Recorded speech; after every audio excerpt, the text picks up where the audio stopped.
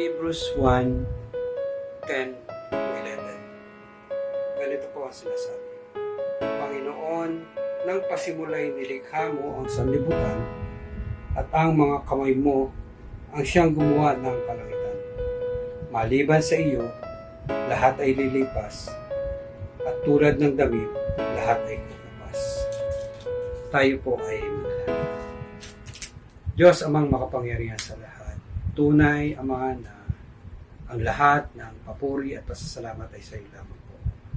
Salamat, Ama, at nilikha niyo po ang sanlibutan at kasama po ang lahat na nabubuhay rito, Ama.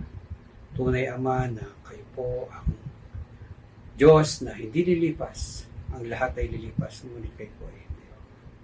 Ama, hayaan niyo pasalamatan namin kayo, Lord, sa lahat ng mga ginawa niyo po para sa amin. Salamat, Ama, sa araw na ito. Salamat, Ama, sa bawat isa na narito ngayon upang umattend ang aming pong midweek service. Ama, itinutulog namin sa inyo ang mga tao na gagamitin niyo. Kayo po ang siyang manguna sa kanila. Kayo po ang siyang makita sa kanila pong mga mensahe. Ama, maraming salamat po sa mga biyaya na ibinibigay niyo sa amin sa araw-araw at sa mga gantong gawain na kami po ay nakakapagpalakasan sa bawat isa. Ama, ang lahat ng ito ay amin pong sinasamo at dinadalangin sa tanging pangalan lamang po ng aming Panginoong Jesucristo. Amen.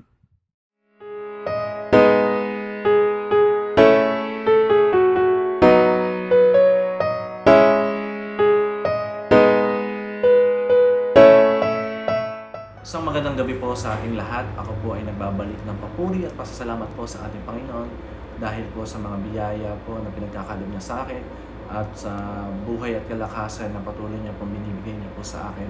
Unang-una po sa health, no? Alam naman po natin na pabago-bago po yung panahon, yung klima po. Minsan maaraw, minsan umuulan. Dahil po doon, hindi po ako nagkakasakit. Hindi po niya ako hinahayaan na magkaroon ng sakit, nakakapasok po sa trabaho at malaking blessing po yun na po, hindi po ako nakaka-absent po sa work and tunay nga po na napakagaling po na ating Panginoon, no? Sapagkat basta po na tayo po ay nasa Kanya, hindi niyo po tayo pababayaan, ni iwan man. And pangalawa po, sa ministry, nakakapagturo po ako sa Sunday school, nakakapagturo po ako sa mga bata. At sa nagdaan po na BBS, no? Isa pong blessing po sa atin yung nagdaang BBS dahil doon po nagkaroon po tayo ng opportunity na makapag-share ng Word of God po sa mga bata at nawa magpatuloy po ang mga ganong gawain. Alam naman natin yung isang malaking privilege po, isang privilege po ang makapagturo po sa mga bata at marami pong dapat pong ipagpasalamat po sa Panginoon. Yun lamang po at maraming salamat.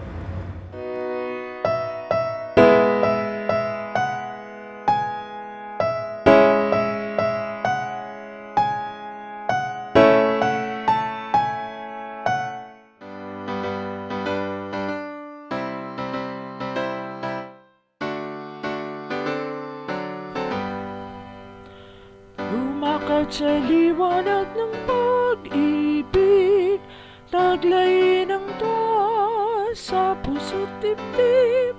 Kay Jesus patulong hanggang masapit ang hahantungang langit. Hayot lakbayin ang matataas na salunahin. Tulong ni Jesus ay laging sa atin.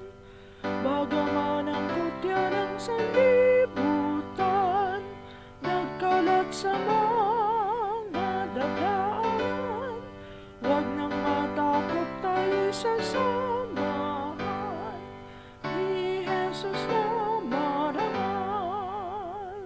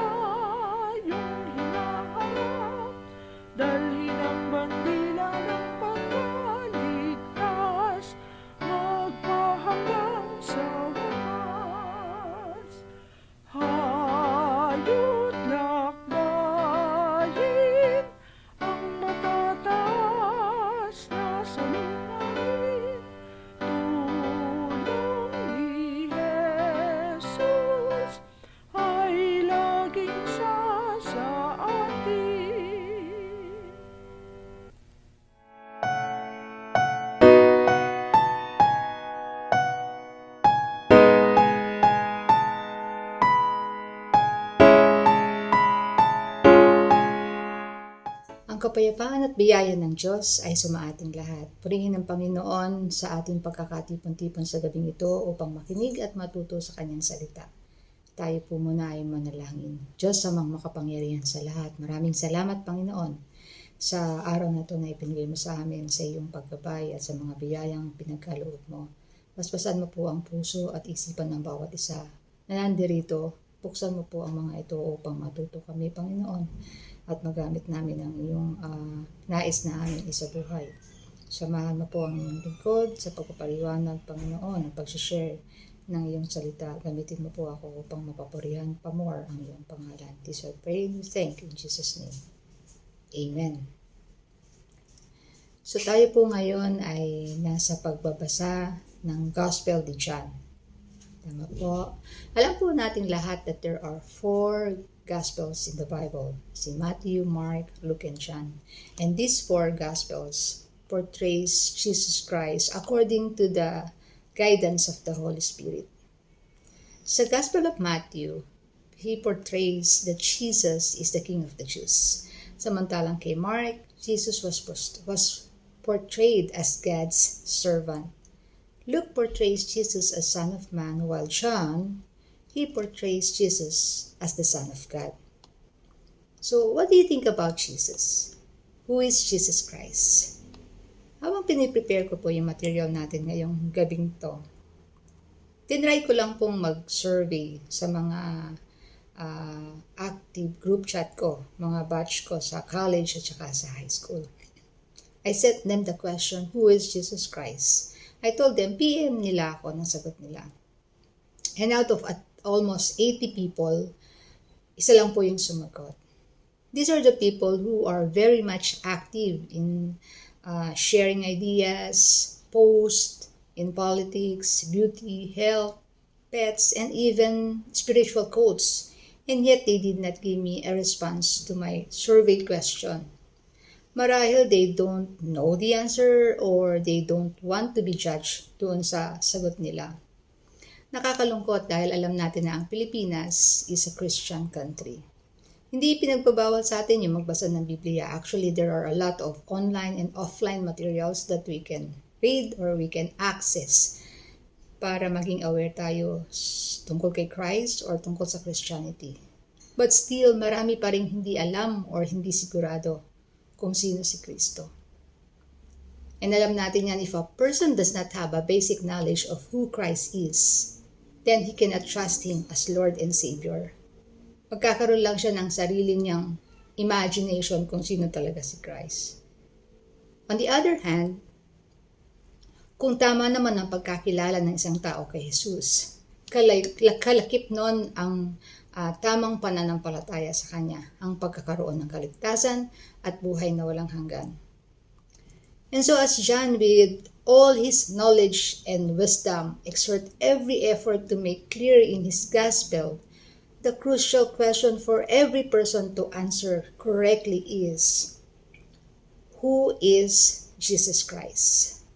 Kailangan maintindihan natin ito ng tama. Even po, doon sa mga taong who already believe that Jesus is our Savior and our Lord. Even po si Pablo, after 25 years of his conversion, yun pa rin yung aim niya, that he may know Christ more. Makikita po natin yan sa Philippians 3:10. Bakit? Because the more deeply we know Christ for who He is, the more quickly we will submit to Him as our Lord, and the more readily we will trust Him sa everyday life natin. Kaya in John's Gospel, his purpose is that we would believe in Jesus as the Christ, the Son of God, so that we may have eternal life in His name. So what's the point? The point is, believing in Jesus for salvation depends on having the right view about who He is. Hinango ko po sa John 7:1-13 ang tatalakayin natin ngayong gabi. Kung titingnan po natin, the dominant focus of these verses is on those people with wrong views about Christ, about Jesus.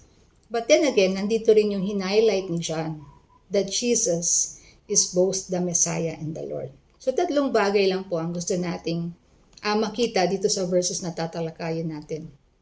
And how they relate to our world today. Right? Number 1, yung wrong views about Jesus. Number 2, bakit? Ganon yung kanilang view and why they don't believe. And number 3, yung katotohanan. That Christ is both the Messiah and the Lord.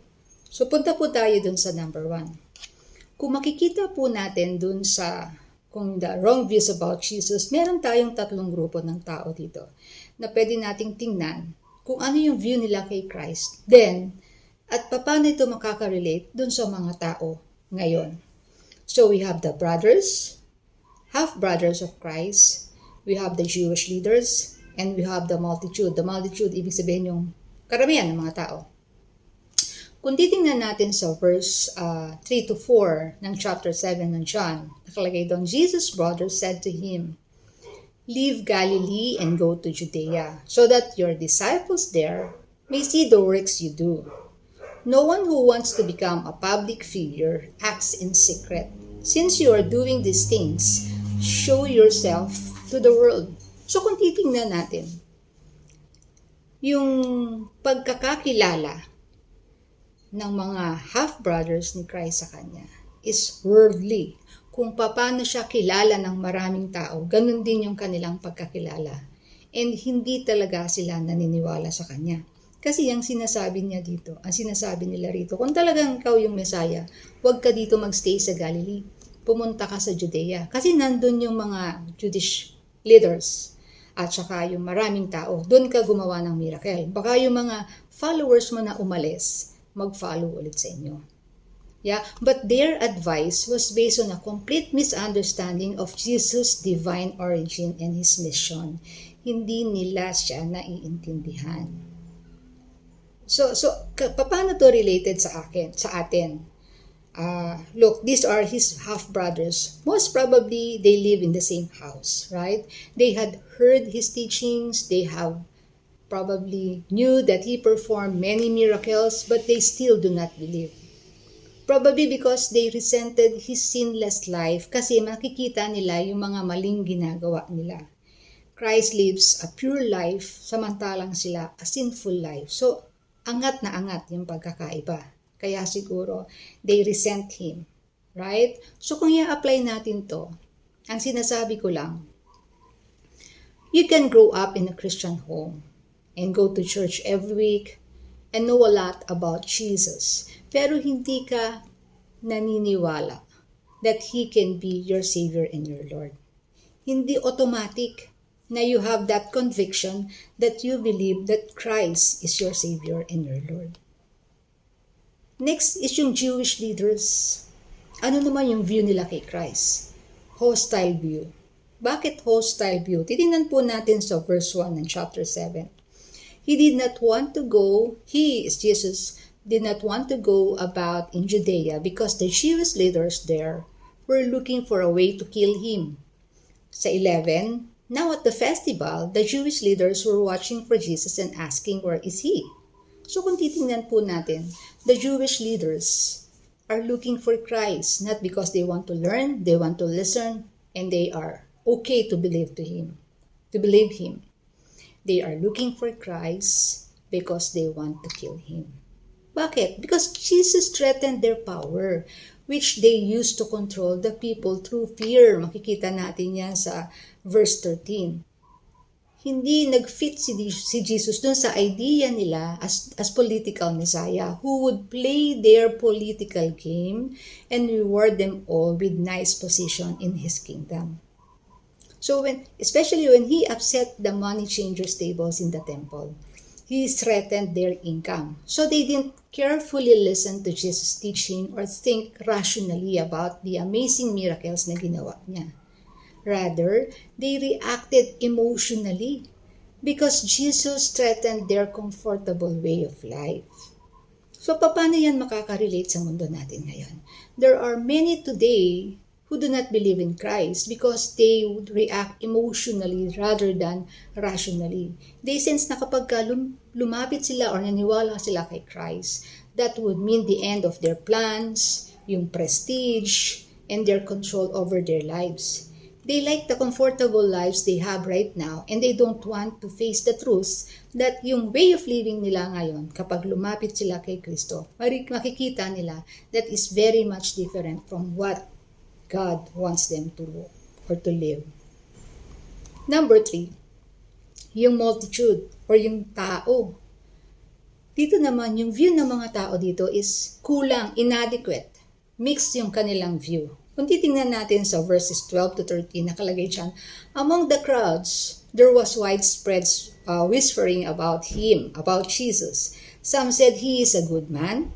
Others replied, no, he deceives the people. But no one would say anything publicly about him for fear of the leaders. So sabihin, the people, hindi nila alam kung ano yung paniniwalaan nila. So itong tatlong grupo na to ng mga tao, makikita natin, meron silang reason. So ang tanong dito is bakit? Bakit mali yung view nila and why don't they believe? Si John, he gives us 2 reasons why these Jews at the feast did not believe. First, sabi niya, they hated Jesus because he confronted their sins. Makikita natin yan sa verse 7. And second, they were ambivalent. Ibig sabihin, nag-aalinlangan sila about Jesus because they feared the religious leaders who would put them out of the synagogue kapag ka naniwala sila. Makikita natin sa verse 7. The world cannot hate you, sabi ni Jesus, sinabi niya sa mga brothers niya, but it hates me because I testify of it, that its deeds are evil. Makikita rin natin sa John 20, for everyone who does evil hates the light and does not come to the light for fear that his deeds will be exposed. So to come to Jesus, you have to let him confront your sins. You have to turn from your deeds of darkness and learn to walk in light. Also, ang katotohanan ng sinabi ni Jesus that if you follow Him,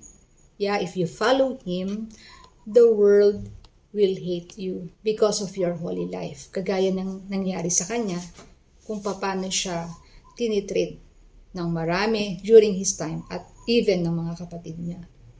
You will not be the most popular person sa office o sa eskwelahan. Second, it was the fear of the Jewish leaders that kept many in the multitude from openly believing in Jesus. Makikita natin yan sa verse 13. Next is yung katotohanan. Although hindi siya explicitly sinabi dun sa verses na binasa natin, hinighlight ni John that the truth about Jesus is that He is both the Messiah, makikita natin sa verse 8, and Lord. Makikita natin sa verse 7, also chapter 8, verse 46, chapter 6, 69, and chapter 4, 49. First, Jesus is Messiah. We see this by the fact that Jesus did not do His own thing, but rather He lived in the obedience to the Father's plan. Diba? Sa chapter 8, makikita natin, sinabihan niya yung mga kapatid niya, you go to this festival, I am not going up to this festival because my time has not yet fully come. He knew that He had come to die for our sins, but at the proper time, not in response to His brother's worldly advice. He came to lay down His life for His sheep in obedience to the Father's will. Right? Hindi nang kung sino-sino lang. Next, Jesus is Lord. Jesus testified to the world that its deeds are evil. Nabi niya yon sa verse 7. The world cannot hate you, but it hates me because I testify that its works are evil. Yeah? Jesus came as the light shining in the darkness. He could ask sa John 8:46, which of you convicts me of sin? Nobody can ask that. Doon naman sa John 6:69, sabi rin, Jesus is the Holy One of God. Sabi ni Peter yung nag-testify siya. Even yung officer who were sent to arrest Jesus but came back without Him, testified. sa chapter 7 verse 46. Sabi dito, "Never has a man spoken the way this man speaks. Jesus is the Lord God in human flesh." So sinasabi natin dito, to be saved, you must believe that Jesus is the Christ, the promised Savior, and that He is the eternal Son of God.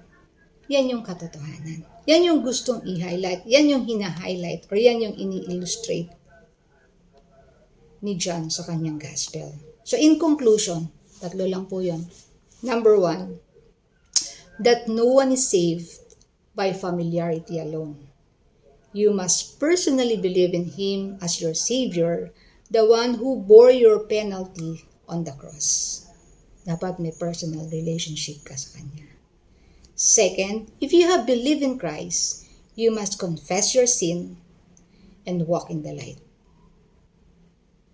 And finally, if you believe in Jesus as Savior and Lord, you must be at war with the world. Sabi nga nila, you are either a friend of the world and an enemy of God, or a friend of God and an enemy of the world. As John wrote sa 1 John 2:15, basa, "Do not love the world, nor the things in the world. If anyone loves the world, the love of the Father is not in him." So pagbulay-bulayan po natin mga kapatid, paano ba ang pagkakilala mo kay Jesus? Ito ba ay pagkakilalang may kaalaman, knowledge lamang? O pagkakakilalang may paniniwala at pagtanggap with submission na siya ang ating Panginoon at tagapagligtas? Remember po, believing in Jesus for salvation depends on having the right view about who He is. Magandang gabi po.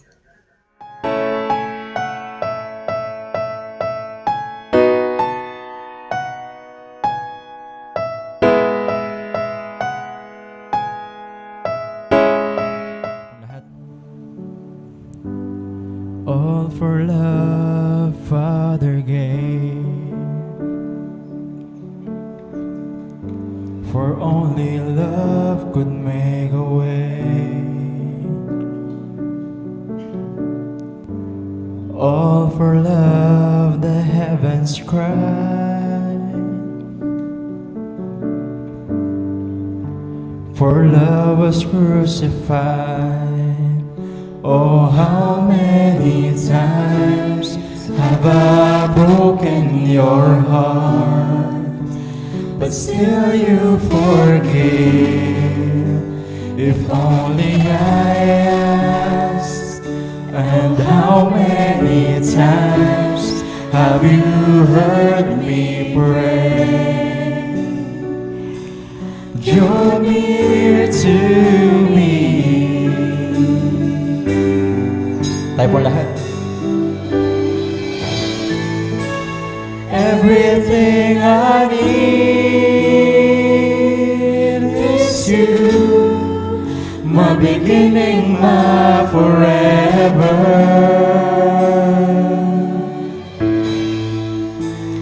Everything I need is you.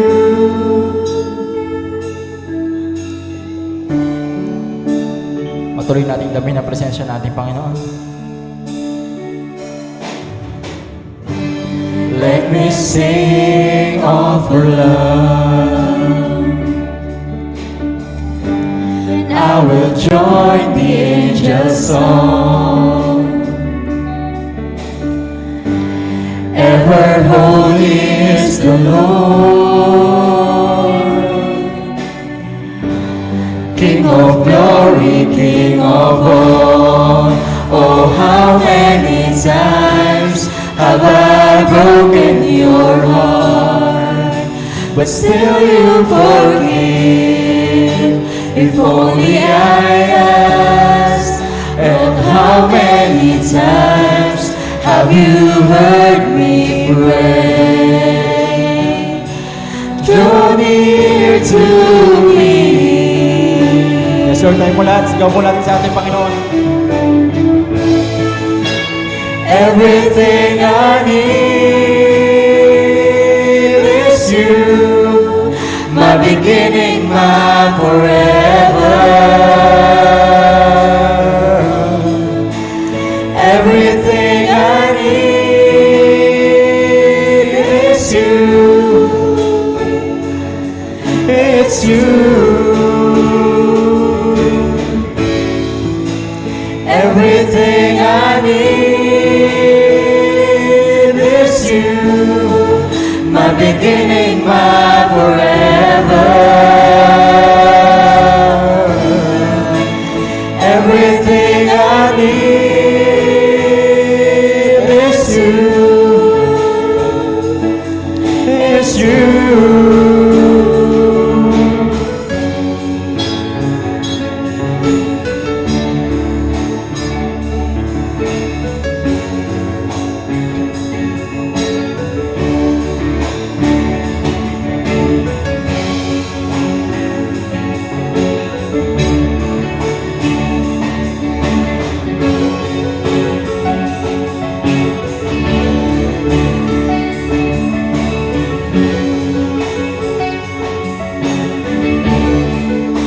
Let's start time for lahat.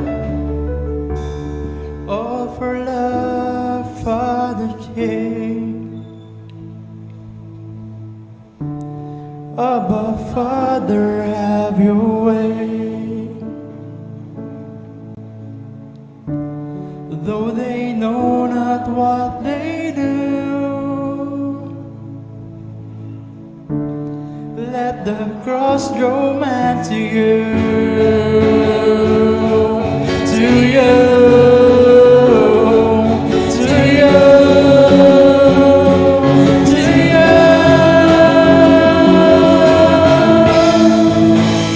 Everything I need is you, my beginning, my forever. Everything I need is you.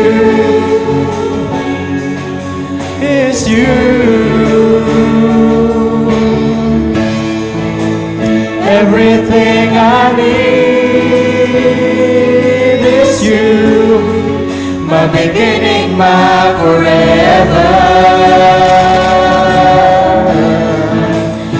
Everything I need is you.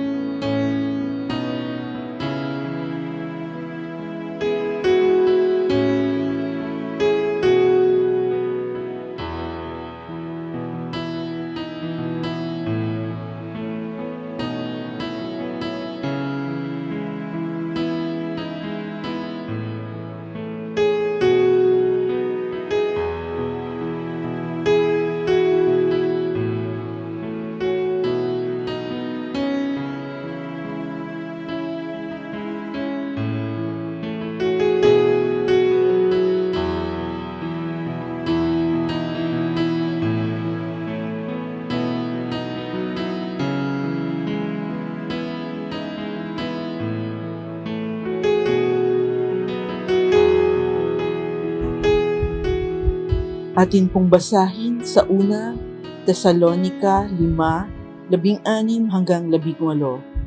Magalak kayong palagi, palagi kayong manalangin at magpasalamat kayo sa Diyos sa lahat ng pagkakataon, sapagkat ito ang kalooban ng Diyos para sa inyo sa inyong pakikipag-isa kay Kristo Jesus.